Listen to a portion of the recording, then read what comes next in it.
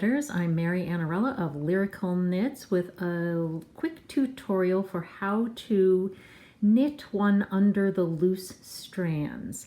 Now this tutorial includes major spoilers for the Mystery KNitaLong Who Ya Gonna Shawl. So this is actually a tutorial for the Mystery KNitaLong, and just quickly I want to show you how you have carried those loose strands in front here, and you've done a few rows with the darker color here, well, my darker color, and now you are instructed to knit this next stitch right here under these loose strands. So the way that you do that, you insert your right needle in front of those loose strands so that you go right in front of it like that, or you go behind it, sorry, the loose strands are in front of your needle, and you knit that next stitch. So I'm going to knit it, pull it through. Before you pull it off the needle, pull it under those loose strands so you catch those loose strands, and what it kind of does, it makes like a little